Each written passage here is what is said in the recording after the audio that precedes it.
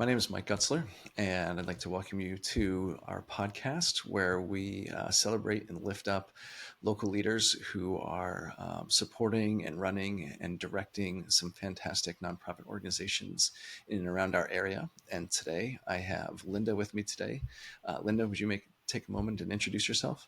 Hi, Pastor Mike. My name is Linda Aufderhaar. I'm a board member of Gracing Spaces, and Gracing Spaces has been in existence for over 2 decades. But we recently became a nonprofit 2 years ago. The backstory for Gracing Spaces is it started organically with an idea.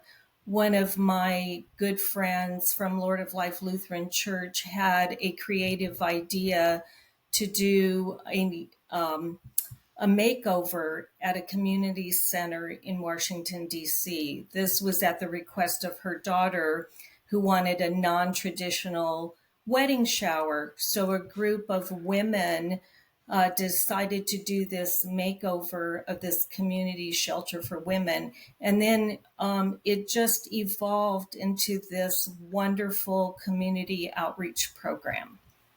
Excellent. So, say a little bit more about what actually Gracing Spaces does. Okay, so Gracing Spaces is an all volunteer led organization, or I should say not led, but it's an all volunteer organization. And we initially functioned out of Lord of Life Lutheran Church as a ministry partner, helping our brothers and sisters in the community who were unhoused. And we were fortunate to be able to operate out of one of the campus sites of Lord of Life Lutheran Church in their basement, where we collected donated furniture and household items and then shared those gifts with clients in the community. And we had been doing that for years. Fast forward, we're now a new nonprofit organization. Excellent. So, would you just take donations from anybody and use those donations to outfit new apartments, or what does the process look like for what your So, volunteer team does? So our process is that we accept donations from people in our community, and usually those donations are furniture items, household items, toys, linens that we accept. We are very strict on our standards of what we accept. They're new or gently used items. And we repurpose those items to help individuals who have been unhoused, experience homelessness, coming out of shelters, are new in our country, immigrants, and we then share those items through referrals from area social workers. So we receive requests from area social workers. We work with about 40 different organizations in Northern Virginia. So on a weekly basis, we get requests from social workers, and our volunteers fill those orders of what a client may need. They may need, beds. They may need furniture items to move into a new home. They may need household items. So the list goes on, and we very carefully fill those requests. Could you say a little bit more about the quality and condition they need to be in, and then maybe a little bit about the rehabilitation that you and your volunteers do? Yes. So our volunteers are set really high standards regarding the donations that we accept. So we accept new and gently used items. And we are very careful about the items that we select for families. So we want our clients to be comfortable with the items that they receive. Hmm. And we do not put any orders together that we feel are not good quality for our clients.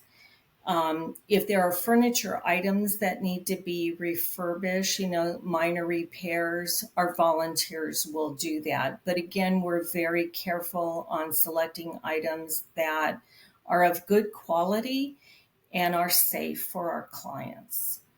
Great. And so if there was some question that's maybe someone who had something to donate wanted to know if their, say, couch or end table or chair was good enough for donation with your organization, is there someone they could talk to, or do they send pictures, or how does that process work? So on our website, we have a form for individuals in the community to donate items, and we do ask for photographs of those items so we can determine, if we can use those items. Many of our clients have very limited space, so we're very careful about obtaining items that can fit in their home, in their apartment. And also, our space is limited in terms of our inventory and what we can accept. There's constant turnover, so we're keeping a very careful inventory of the items that we receive. So then when those requests come in, do you kind of package everything and then that family can come pick that stuff up, or do you actually take it to the apartment and set up the space for the individual? So, on a weekly basis, our operation manager receives numerous emails from various social workers. And typically on a Tuesday, our team of volunteers put those orders together. They tag those items based on the client's need and package those. And then on a Wednesday, based on what a client needs, they either secure a moving truck or a large vehicle and pick those items up from our new warehouse space or our public storage space, which houses our larger furniture items. So this is hopefully a seamless process. Very nice. Okay. So, what are some of the challenges that you've noticed some of your clients experiencing that they're in a position where they would need additional furniture or helping outfit a new apartment? So, as you can imagine, if somebody has been unhoused, and they're now moving into a new apartment or townhouse, often they don't have anything. And so, what our program is able to do is to furnish those items in their home. And we work really very carefully with the social workers or the organizations to make sure that a client has what they need to begin a new life in their new home. We grace their space. Oh, And that's it's very expensive to live in Northern Virginia. So, what we're able to do, if we can provide these items, then they don't have to buy them. Then yeah. they can use that money for food or clothing or transportation or other expenses. So we take that burden off of them. I think people don't realize when you move into a new home, there's a lot of things that you need. So we're just trying to reduce the stress of the client and to provide hope and stability in their lives. Oh, okay. So when a family moves into a new place and you've graced their space with all these amazing gifts and they're there, if that family transitions to a new home, is that furniture theirs to keep? Do they have to give Yes, it it back? is. Oh, Yes. wow. Yes, So they it can use it is. as like a building towards their next place if they move on from where they're currently living. Absolutely. And I'll illustrate that for you. We, through our church, sponsored a family from Afghanistan, and we helped grace their new apartment. It was very challenging for them to come because they had six children and two adults living in a two-bedroom with a den apartment. We helped move all of the furniture in and other items that they needed to start a new life and a new home in this area.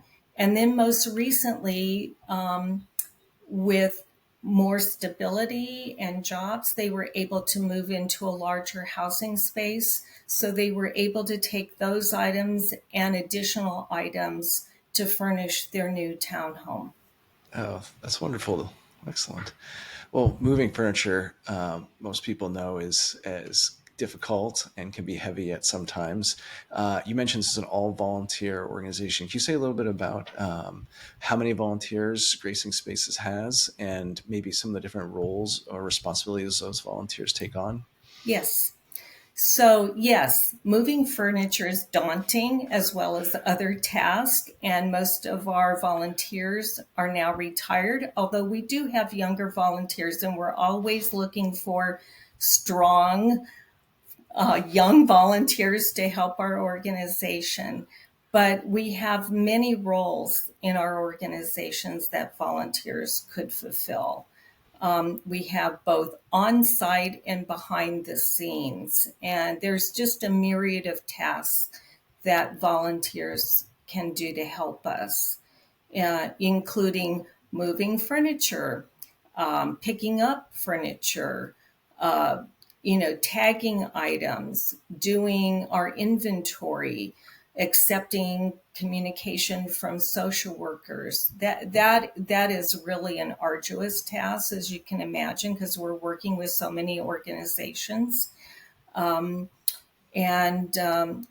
Just behind the scenes, keeping track of our inventory, what we need on an ongoing basis. So those are just some of the tasks that we have. And you're always accepting new volunteers, is that right? We absolutely are. And any volunteer could go to our website, which is gracingspaces.com. There is a form that volunteers can fill out. You know, they can, volunteer for as little as a couple of hours a week, or they can help with a specific project.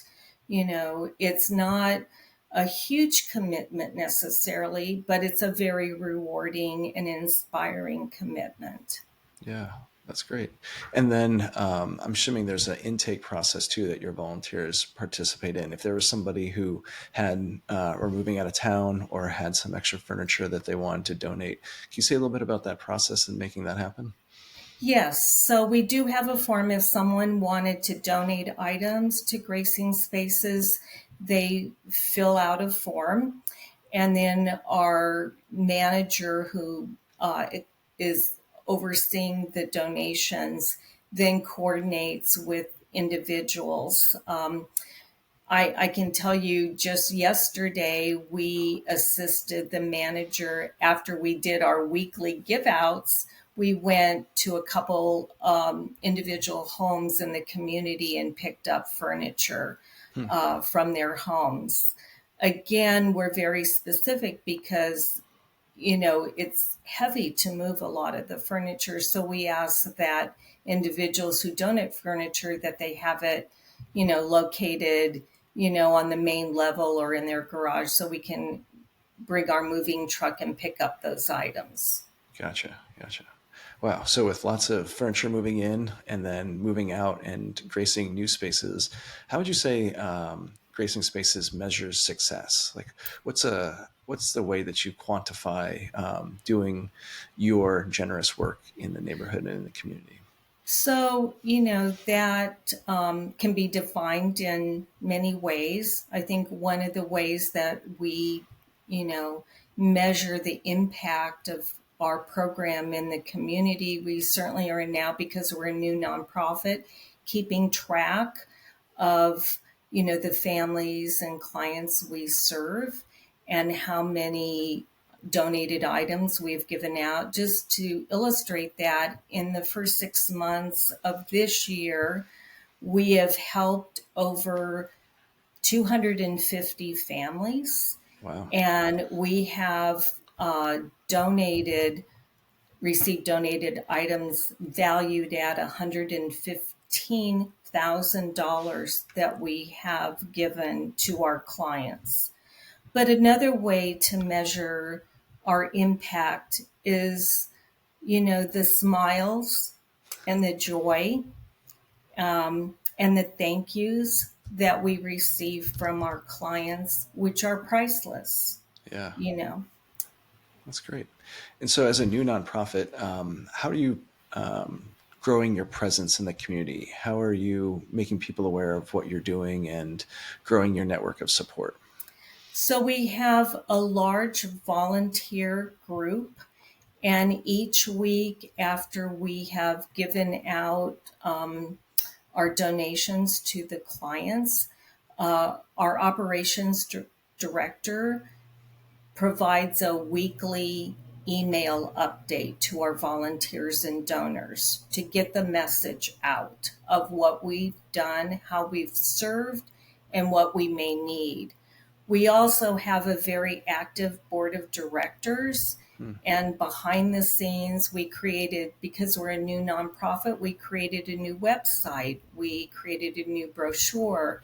We have a very active fundraising and marketing team. Again, these are all volunteers Yeah. who are donating their time. Um, we get the word out through public speaking. We've met with various leaders in the community. We met with the mayor of Fairfax City. We've met with county supervisors. We've met with religious leaders, political leaders, um, community service providers that we work with very closely with, just to get the word out. We're known in the community of those that we've served for over 20 years, but we're a new nonprofit. So yes, we're continually trying to get the word out. That's great. Yeah. And hopefully this will be another opportunity, another platform for people to be aware of what you're doing and either be a new avenue for folks to find you and give at least donations of furniture. But I'm Thank you. I guessing, appreciate that. yeah, definitely. But I'm assuming you all take monetary donations as well. Is that correct? We do. We, again, on our website, we have a way to donate, a one time donation or a recurring donation. We are now able to accept donations through credit cards. And so, yes, that helps our operation, again, because it's all volunteer supported.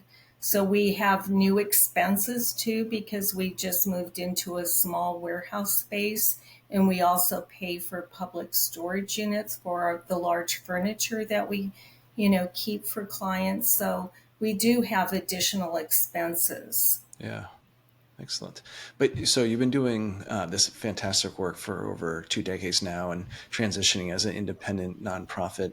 So as an independent nonprofit, what are your goals, or what do you hope to accomplish, or what do you hope to grow into over the next, say, year, 2 years, or 5 years? Well, in the immediate future, again, we just moved into a very small warehouse space. We were fortunate before, as I said, to um, have our program housed at Lord of Life Lutheran Church in their unfinished basement. And that was quite a blessing and a gift. But now, our new environment, it's a lot less. And, we have to pay for that space. So in the immediate future, we would like to have a larger warehouse space where all of our volunteers could work together, because part of our volunteers work out of our public storage unit.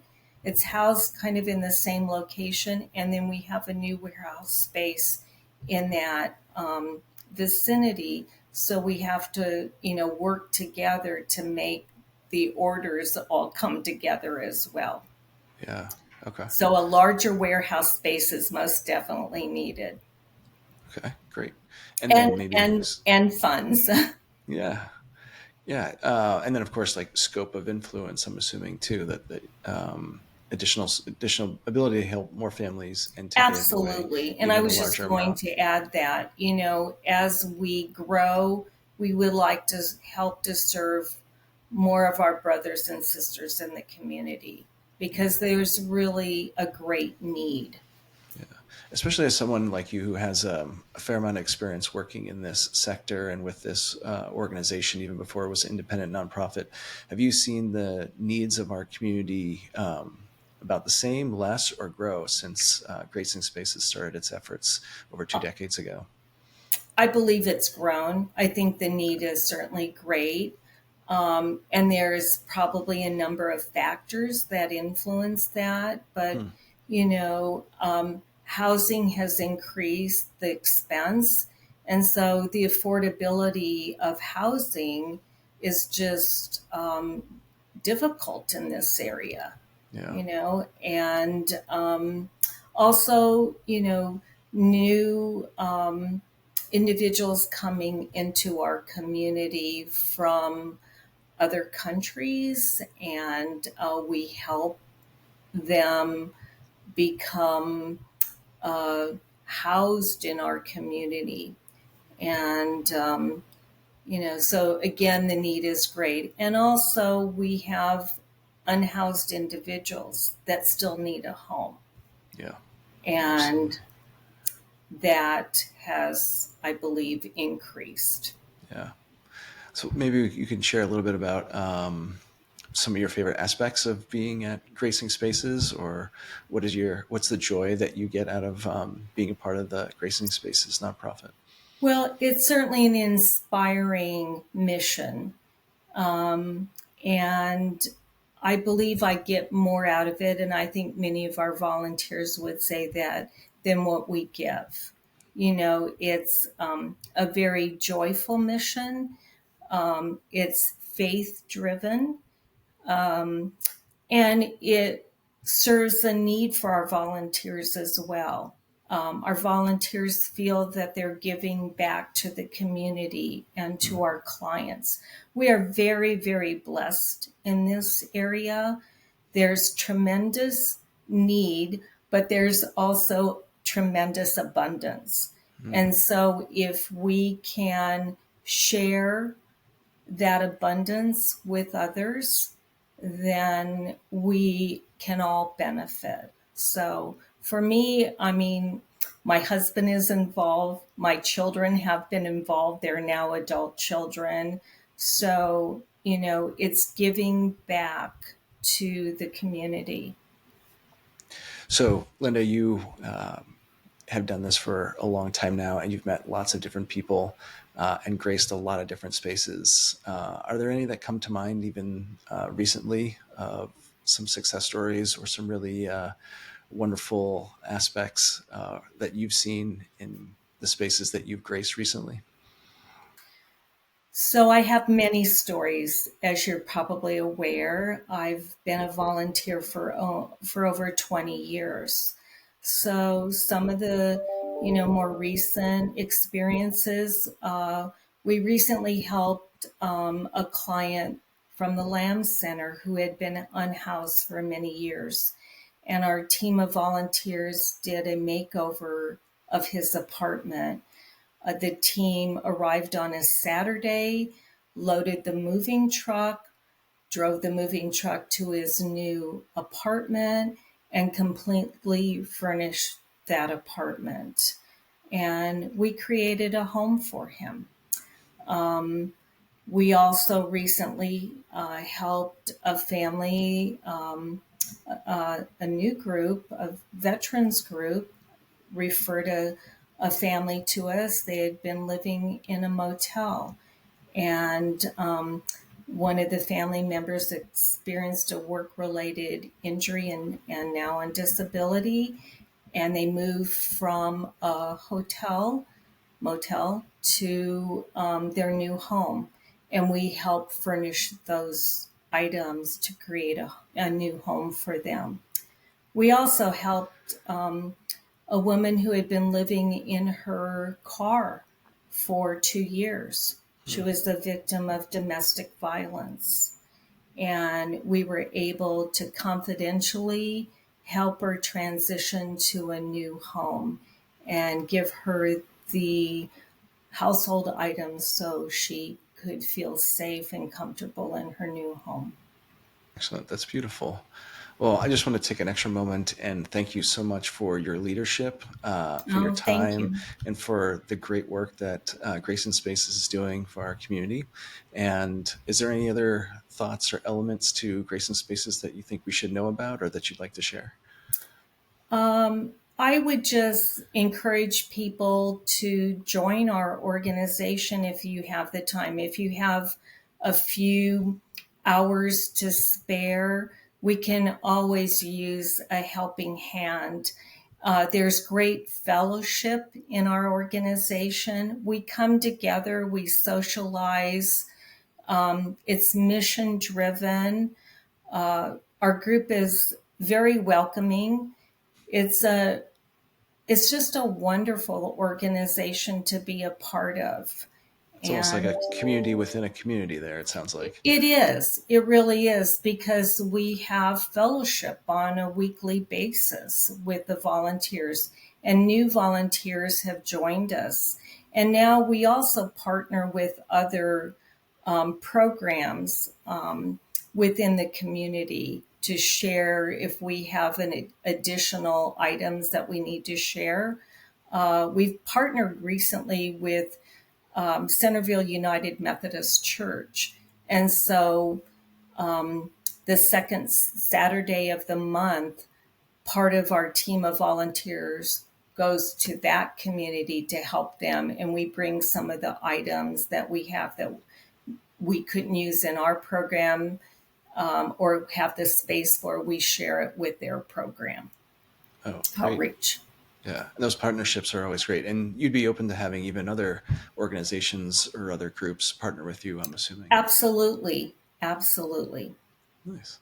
And Yeah. again, is there anything else that you would like to share or things that we should know about? I I just appreciate the time and the publicity. It's just getting the word out and helping people to understand. We're kind of, I look at this organization as the boots on the ground. We're Yeah. very responsive. When a social worker says, I have a need for this client, we can quickly mobilize resources and get items to that client that they don't have to worry about or feel stressed about. We have a very generous base of volunteers and donors that are willing to help. That's fantastic. Excellent. Well, again, thank you so much for your time and for being here today and helping others know more about what you're doing and the ways that they can be connected and support you all as you continue to do Okay, great work for going forward. thank you. Thanks, Pastor Mike. Yeah.